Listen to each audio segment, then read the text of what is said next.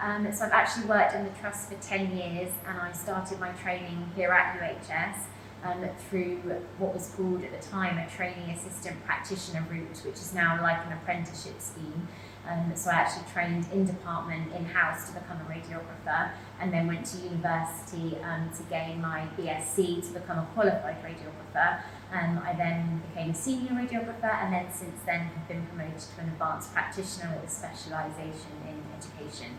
And I have done that over the last 10 years. So I've actually never worked or trained anywhere else but University Hospital Southampton. So I had already done a previous degree and worked in finance, and I didn't know what I wanted to do with that anymore, but I couldn't afford to go back to university and retrained, and UHS offered the in-house training programme to work in healthcare, and no other hospitals in the south offered that. So that's why I chose this hospital to complete that training programme, so I could train and earn at the same time and build my career progression through that route rather than going back to university as a student. Radiotherapy is an ever moving forward advancing practice anyway, and this department within UHS really is at the forefront of a lot of radiotherapy centres. We have a lot of new equipment all of the time, and we're always kind of at the forefront of new techniques.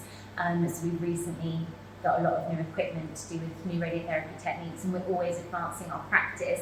So there's never been any need for me to go elsewhere and learn new skills, because we've always done it here. Because radiotherapy is an ever advancing and adapting treatment, there is a lot of change all the time. You have to work really hard, and you're constantly learning, and that can be really tiring. You're learning about new equipment and new imaging techniques all the time, and just as you've got to grips with one thing, we start another program with something new. So you really have to be on it, so to speak, with your learning while still giving 110% to patients. So your mind kind of has to split between patient care and the technical ability of what you're doing.